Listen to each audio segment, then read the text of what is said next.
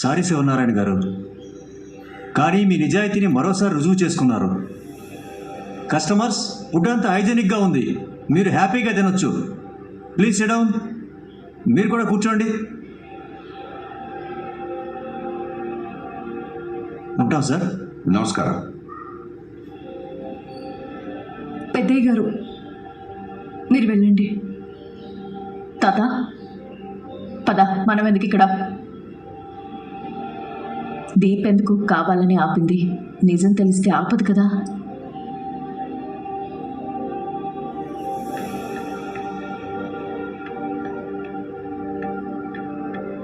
నిజం చెప్పనివ్వకుండా ఎందుకు ఆపారు దీప గారు? ఇలాంటి అవకాశం మళ్ళీ వస్తుందా?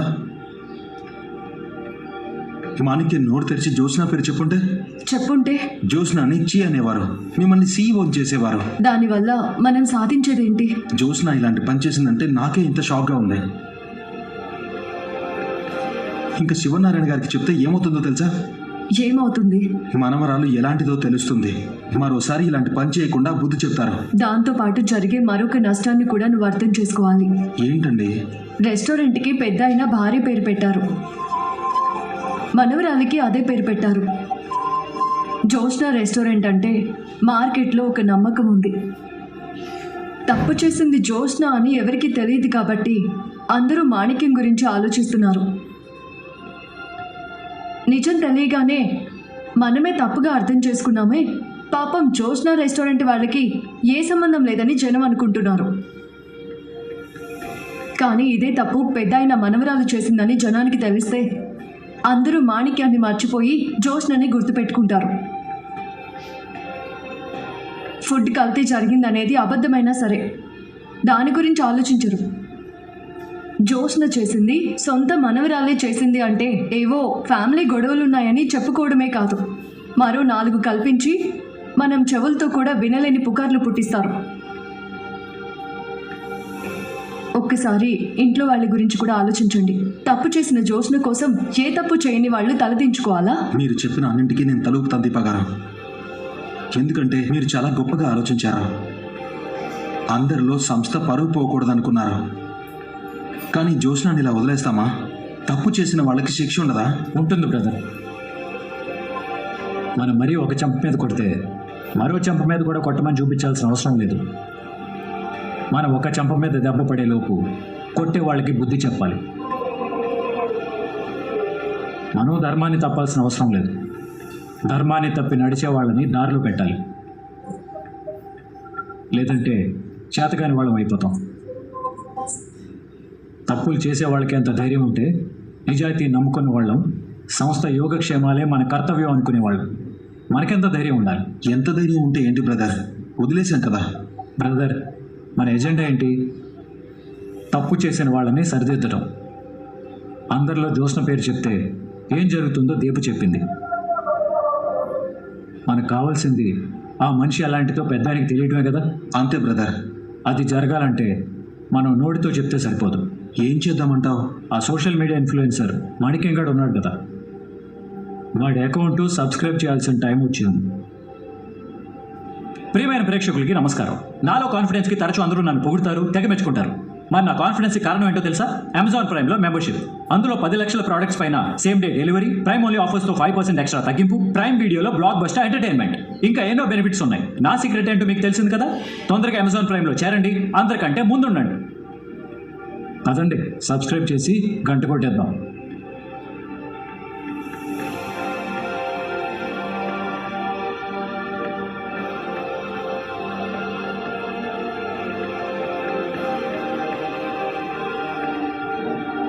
ఎవరో ఇచ్చే డబ్బు కక్కుర్తిపడి మన పరువు మర్యాద తీయాలనుకునే వాళ్ళని మనం క్షమించకూడదు నాన్న. ఇది నీ పనే కదా, సైలెంట్గా ఉండు. తెలిస్తే అయిపోయింది కదా. తప్పు చేసావే, తలదించుకోమంటావా? దొరికిపోయి ఉంటే దొరికే ఛాన్సే లేదు. ఈయనన్నది నిజమే మావయ్య గారు. తప్పు చేసిన వాళ్ళని క్షమించకూడదు, పోలీసులకు అప్పగించాల్సిందే. సెబాస్టియన్ మేడం గారు,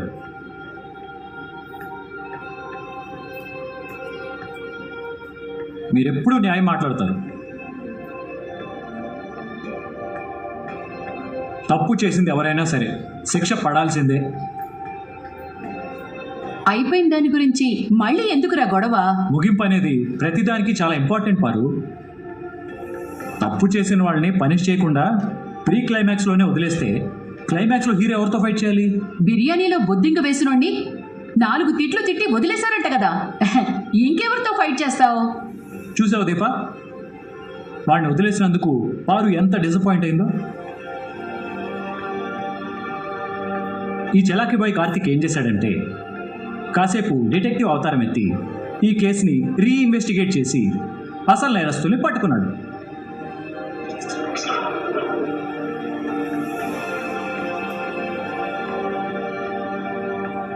అసలు నేరస్తుడు దొరికాడా? అవును చేయండి మేడం గారు, మీరు పర్మిషన్ ఇస్తే ప్రవేశపెడతాను. ఎక్కడున్నాడు? ఇక్కడే ఉన్నాడు. బ్రదర్,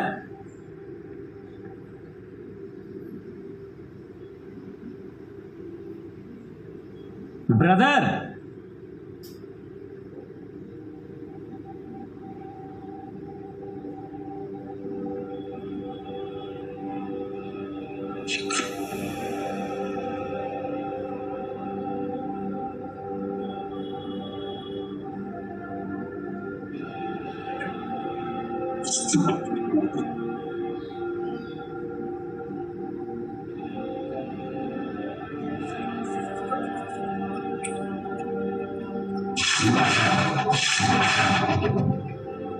ఇతనెవర్రా?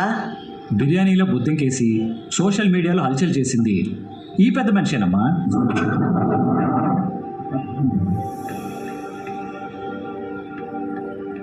వీడిని ఇంటికి తీసుకొచ్చాడంటే బావకి నిజం తెలిసిపోయినట్టుంది. ఇప్పుడు నీ పరిస్థితి ఏంటి? ముందు వాడేం చెప్తాడో చూడాలి. నిజం చెప్పేస్తే ఎలాగే? అదే జరిగితే బావని రివర్స్లో ఫోన్ చేస్తాను చూడు. ఎలాగే? చూడు. ఏమయ్యా, నువ్వు అసలు మనిషివేనా? ఇలాంటి పనులు చేయడానికి నీకు సిగ్గులేదు? చిన్న మేడం గారు, ఇలాంటి సిగ్గులేని పని ఈ పెద్ద మనిషితో చేయించిన ఇంతకంటే పెద్ద మనిషి మరొకరు ఉన్నారు.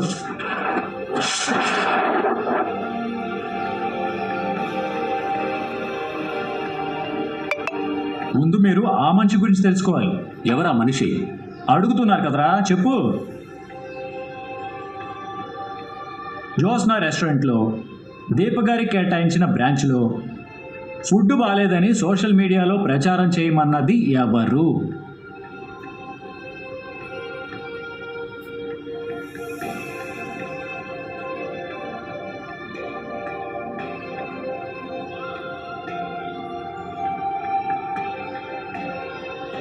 రే, ఏంటి అలా బెత్తర చూపులు చూస్తున్నావు? చెప్పడానికి భయంగా ఉందా? లేదా రావు కాలం వర్జం లాంటివి ఏమైనా అడ్డొస్తున్నాయా? చెప్పేవాడైతే రెస్టారెంట్ దగ్గర చెప్పేవాడు కదరా. వాడిని తీసుకొచ్చి బలవంతంగా ఏదో ఒక పేరు చెప్పించడం అవసరం అంటావా? ఏదో ఒక పేరు కాదు పారు, ఎవరైతే మన మాణిక్యంతో ఇలాంటి పని చేయించారో వాళ్ళ పేరు చెప్పరా. నీతో ఇలాంటి పని చేయించింది ఎవరో?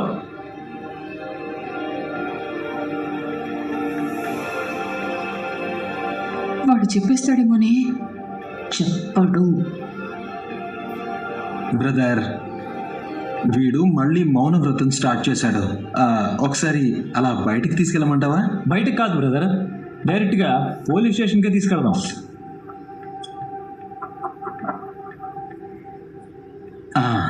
మాణిక్యం మనసులో మాటలు బయటికి రావాలంటే 4 లాఠీ దెబ్బలు పడాల్సిందే.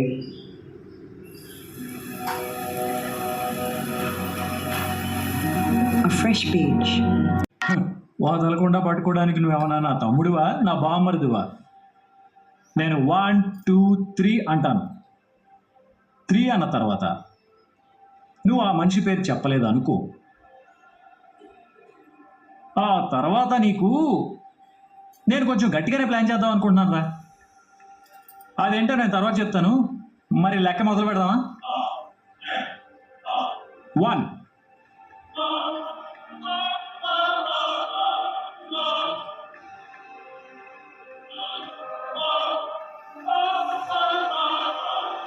ఇందుకు కారణమైన వాళ్ళు ఎవరైనా సరే క్షమించేదే లేదు. ఇప్పుడు మనవరాల్ని ఎలా కాపాడాలో అర్థం కావటం లేదే. 2.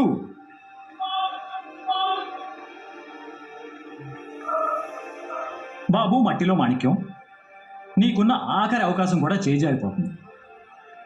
ఆ తర్వాత నువ్వు నెత్తి నోరు కొట్టుకుని ఏడ్చినా నేనెవ్వరూ కాపాడలేదు. మంచి తరుణం మించినా రాదు. 3 అనేలోపు పేరు చెప్పలేదంటే నీకు 3 నెట్టే.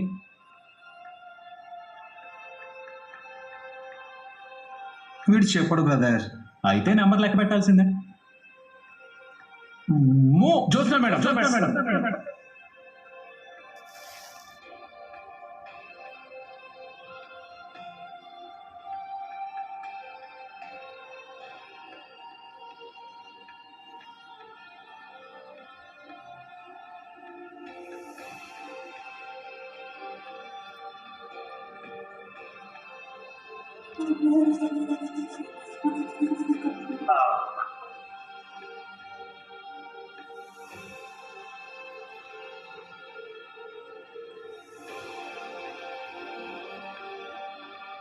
జ్యోత్స్న మేడమే నాకు డబ్బులు ఇచ్చి పని చేయించారండి.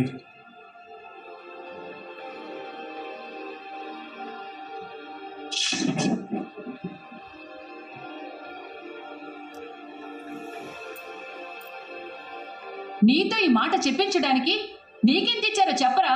హలో పారు, మాణిక్యం చెప్పింది అబద్ధం అని పెద్ద మేడం గారిని చెప్పను.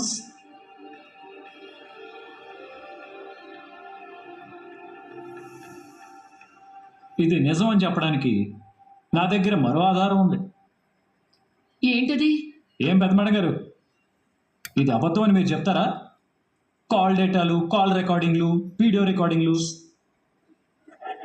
ఇలాంటివి మన దగ్గర చాలా కలెక్షన్ ఉంది. జ్యోత్స్న గారే నాతో అబద్ధం చెప్పించారు అని మాణిక్యం చెప్పింది కూడా నేను వీడియో రికార్డ్ చేశాను. మీ నమ్మకం కోసం అదొకసారి చూపించమంటారా? ఏంట్రా చూపించేది? నిజంగా జ్యోత్స్న తప్పు చేసుంటే రెస్టారెంట్లోనే చెప్పాలి కదా. అక్కడ దీపా గారు చెప్పనివ్వలేదండి.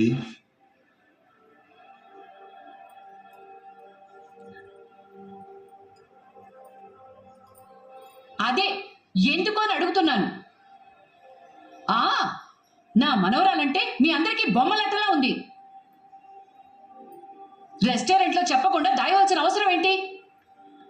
ఇంటికి వచ్చి పంచాయతీ పెట్టడం ఏంటి? దీనికి సమాధానం చెప్పవలసింది నువ్వే. చెప్పు. బాబా, అతన్ని వెళ్ళిపోమ్మను. అతను చెప్పింది నిజమని ఇక్కడ అందరూ నమ్ముతున్నారని నాకు అర్థమైంది. నువ్వు వెళ్ళు.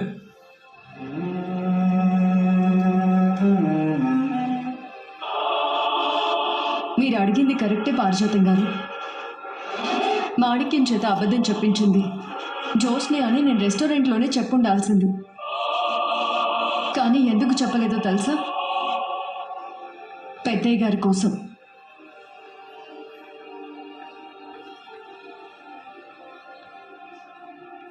ఆయన కోసమా? అవునండి.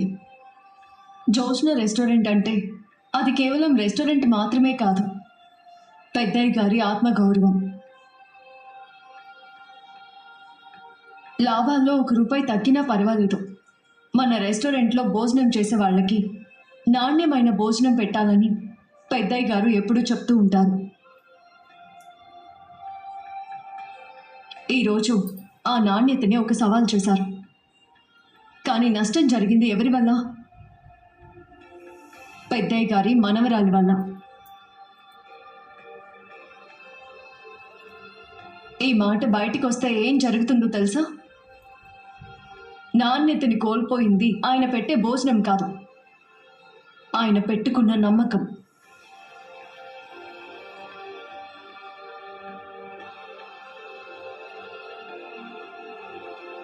ఆయన మనవరాలే ఆయన రెస్టారెంట్లో ఇలాంటి పని చేసిందంటే జనం ఏమని చెప్పుకుంటారు? వేరే రెస్టారెంట్లో ఫుడ్ బాగాలేదని చెప్పడానికి అన్నంలో విషం కలిపి మనుషుల్ని చంపడానికి కూడా వెనకాడదు అనుకుంటారు. నువ్వెవడివిరా మధ్యలో మాట్లాడడానికి? పారిజాతం, ముందు దీప చెప్పాల్సింది పూర్తి చేయండి. ఏం చేయాలో తర్వాత నేను చెప్తాను. నేను ఇవన్నీ ఆలోచించే అక్కడ నిజం చెప్పకుండా ఆగిపోయాను. ఎందుకంటే నిజం చెప్పే ప్లేస్ని బట్టి నష్టం జరిగే తీవ్రత మారుతుంది. అక్కడ అందరిలో చెప్పకూడదు. చెప్తే సమాజం ముందు ఈ కుటుంబం తలదించుకునేది.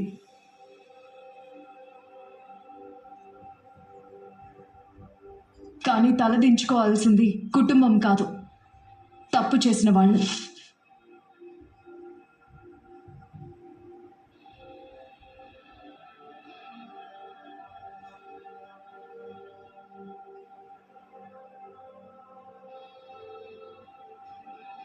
మమ్మీ అది నీలాంటి దానికి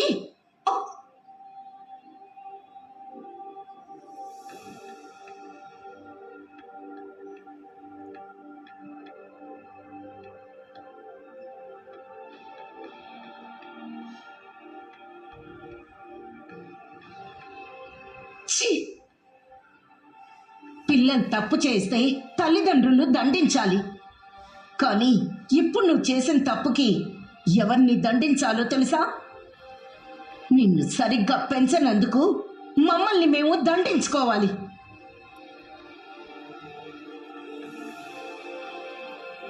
తల్లిదండ్రులు నేర్పిస్తేనే పిల్లలు మంచి సంస్కారం నేర్చుకుంటారంటారు. నువ్వు సొంత కూతురు అయ్యుండి మేం తలదించుకునే పని చేస్తే ఈ ఇంటి రక్తంతో ఏ సంబంధం లేని దీప ఈరోజు మా అందరితో పాటు నీ పరువు కూడా కాపాడింది.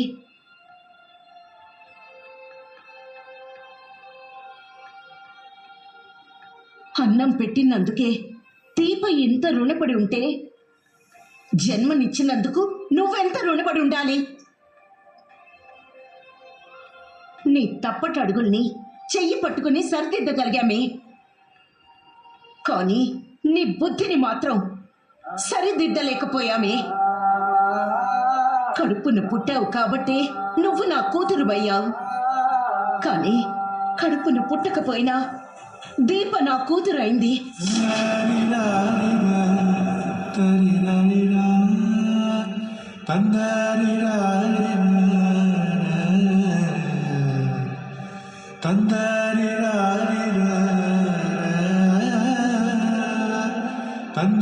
నీ బదులు దీప నా కడుపును పుట్టుంటే తల్లిగా నా జన్మ సార్థకమయ్యేది.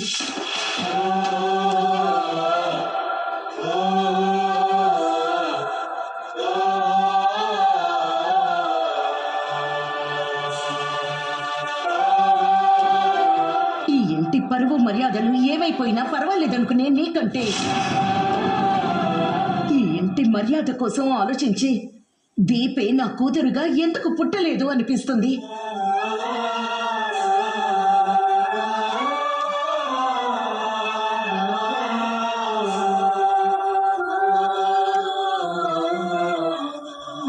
దీప నీ కూతురే సుమిత్ర, అందుకే ఇంటి పరువు కోసం అంతలా తాపత్రయపడుతోంది. కానీ ఈ నిజం ఎన్నాళ్ళో దాగెట్టు లేదు. దేవుడా, మన అదృష్టం బాగుంది. దీప వల్ల మనకే నష్టం జరగలేదు సుమిత్ర. నష్టం మీకు కాదు, మాకు జరిగింది. ఇంకైపోయింది కదా, వదిలేచ్చు కదా. ఏంటి అయిపోయింది? ఇప్పుడే మొదలైంది. మాణిక్యం గారిని సూరజ్ పట్టుకున్నాడు కాబట్టి నిజాలు బయటపడ్డాయి. అదే పట్టుకోకపోయి ఉంటే ఈ పాటికి నా భార్యకి ఇచ్చిన బ్రాంచ్ షర్ట్